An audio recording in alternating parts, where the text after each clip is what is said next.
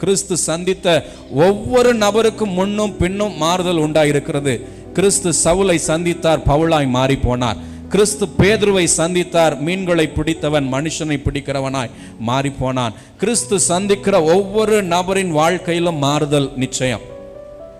சகையுவை சந்தித்தார், அன்றைக்கே அந்த வீட்டுக்கு ரட்சிப்பு வந்தது.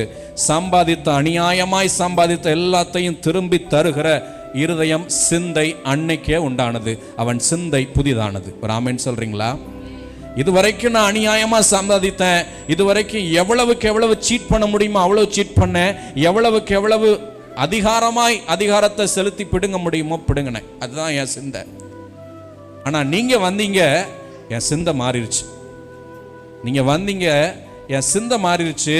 என் சிந்தையிலிருந்து சொல்றேன், இனிமே கொடுத்துருவேன், இன்னைக்கே கொடுத்துட்றேன். எவையெல்லாம் அநியாயமா சேர்த்தனோ இன்னைக்கே கொடுத்துட்றேன். அப்ப சொல்றாரு, இன்றைக்கே ரட்சிப்பு வந்தது. சிந்தை மாறினா ரட்சிக்கப்படுவோம். சிந்தை மாறினா புது சிருஷ்டியாய் மாறுகிறோம். சிந்தை மாறினா கிறிஸ்துவுக்குள்ளே இருக்கிறோம். ஒரு ஆமென் சொல்றீங்களா? ஹல்லேலூயா. ஆண்டவர் புதிய சிந்தனையை எனக்குள்ள வச்சிருக்கிறார்.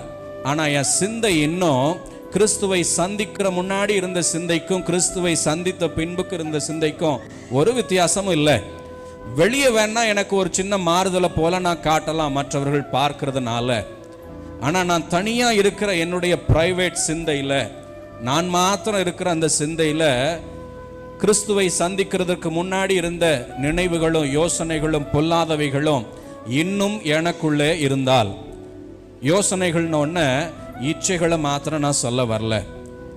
அது ஒரு பொறாமையின் சிந்தை, ஒரு எரிச்சலின் சிந்தை, அவிசுவாச சிந்தை, ஒரு பயத்தின் சிந்தை இன்னும் எனக்குள்ளே என்னுடைய தனிப்பட்ட சிந்தனைகளிலே ஓடிக்கொண்டே இருக்குமே. ஆனால் நான் இன்னும் புது சிருஷ்டியாய் மாறலன்னு அர்த்தம்.